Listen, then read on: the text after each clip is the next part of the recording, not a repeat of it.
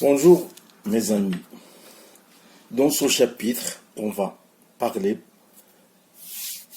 avec un composant le plus intéressant parmi les composants électroniques. C'est celui de la diode. La diode. Donc, avant d'entamer ce chapitre sur la diode, on va discuter un peu sur les semi-conducteurs. Qu'est-ce que c'est qu'un semi-conducteur, etc. Donc, pour la diode, on l'a abandonné depuis longtemps, car la diode a été le premier composant utilisé pour la réalisation de fonctions logiques élémentaires. Donc, on va aborder les semi-conducteurs. Examinons le spectre des résistivités des corps purs. On va faire ici une traversée allant de moins 10, de 10 à la puissance moins 6 par exemple, ici 10, moins 5, moins 4, etc. Jusqu'au 10, 5, jusqu'au 10, par exemple, la puissance 21 à résistivité. Si vous voulez, c'est l'axe des résistances. OK? Donc, dans cette large-là, on trouve les métaux. Les métaux. De 10 à moins 4 à 10 à la puissance 5, dans cette phase-là, on trouve par exemple les semi-conducteurs. Et de 10 à la puissance 5 à 10 à 21, ce sont des éléments isolants. Donc, et de 10 à 21 vers l'infini, c'est qu'on appelle la résistivité. OK? Mais ça, c'est la résistivité des corps purs. Avec la température ambiante, on peut mesurer les résultats suivants. Par exemple, si on prend le germanium, il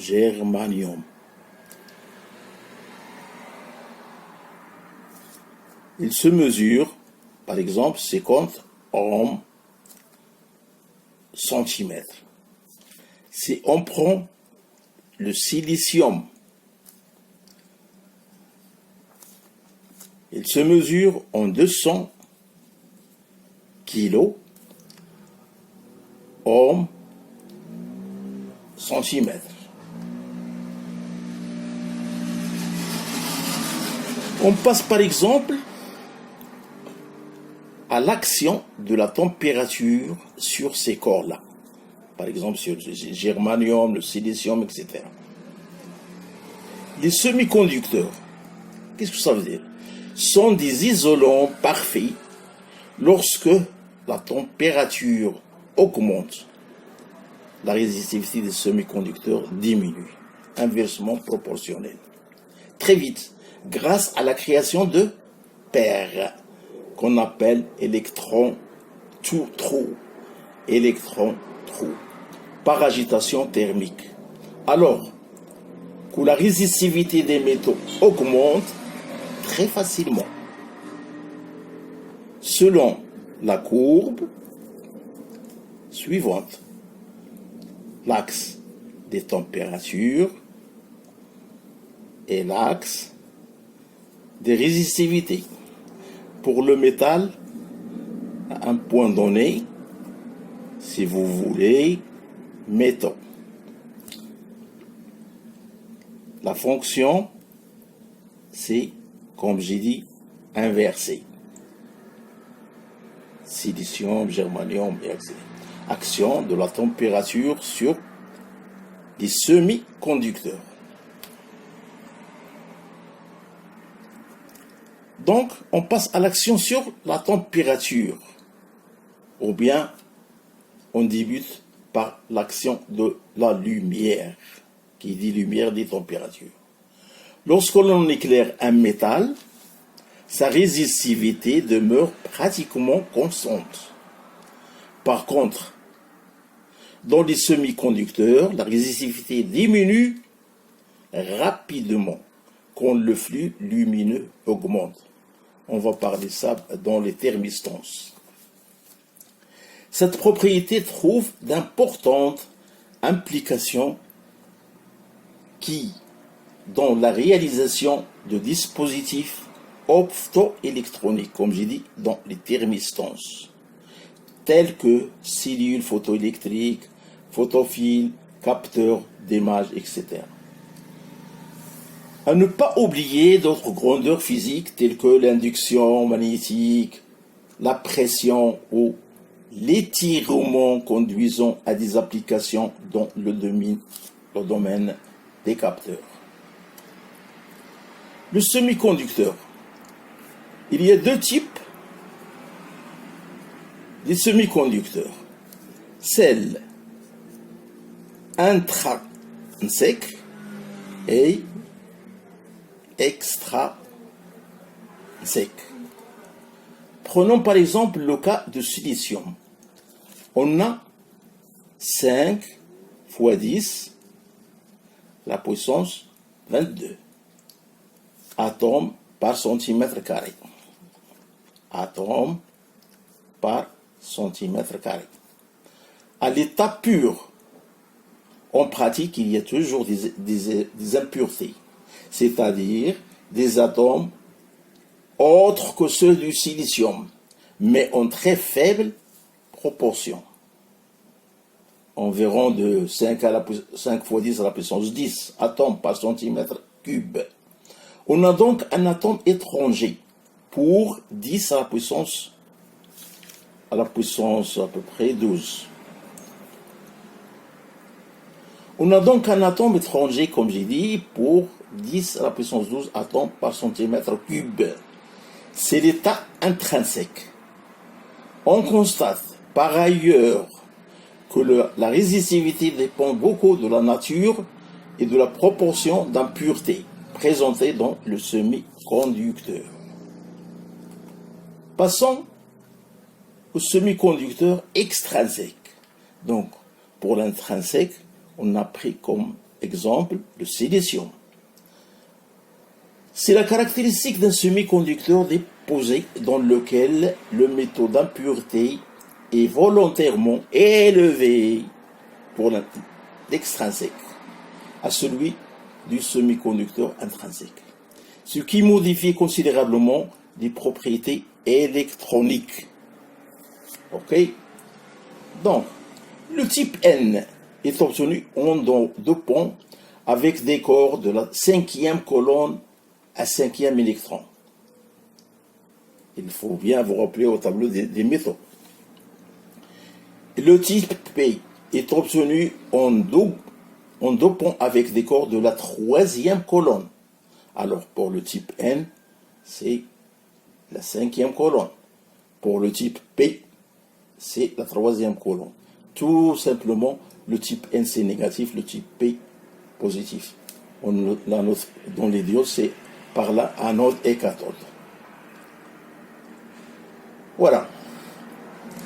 Donc on passe à la diode. Pardon.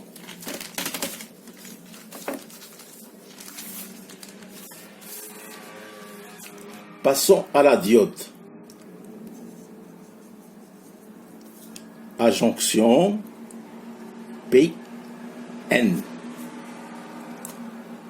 Donc la jonction est la limite qui sépare deux régions de semi-conducteurs de type opposé PN. Voilà, deux jonctions PN. On appelle ça la jonction. Cela implique que qu'on a ici. Voilà le symbole d'une diode qu'on a dit, anode, et ça c'est cathode. Ok, c'est la jonction PN. L'association de ces deux jonctions constitue une diode à jonction. Alors, on peut polariser cette jonction soit en direct, soit en inverse. Lorsqu'on relie les deux extrémités anode et cathode à une source de tension, on observe deux phénomènes distincts suivant la polarité. Alors,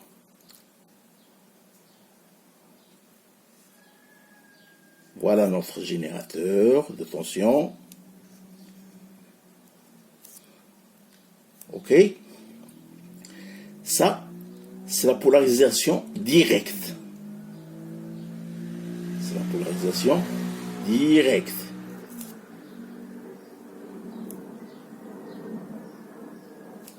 On prend aussi celle de la polarisation inverse.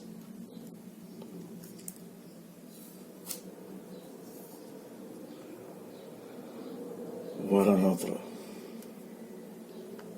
jonction. Et voilà notre générateur.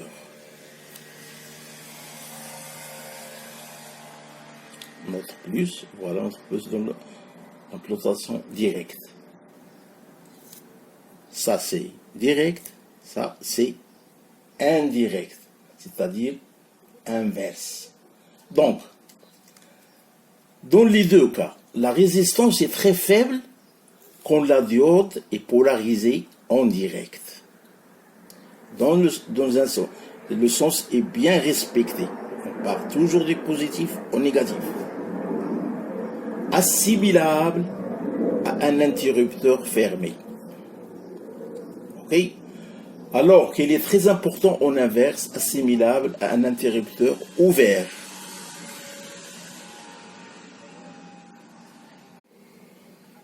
Alors, passons à la caractéristique courant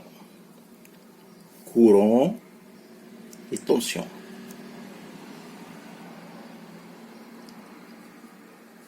Courant inverse. Notre courant, c'est la suivante. Ça, c'est pour la polarisation directe. Cette courbe-là, c'est pour la polarisation inverse.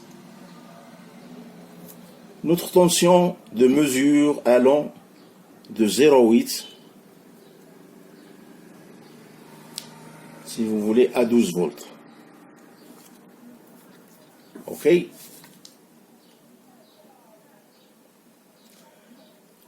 Avec notre courant ici, c'est I, si je me rappelle très bien, est égal à I inverse, facteur de 1 moins exponentielle de QV sur KT. Avec bien sûr ES.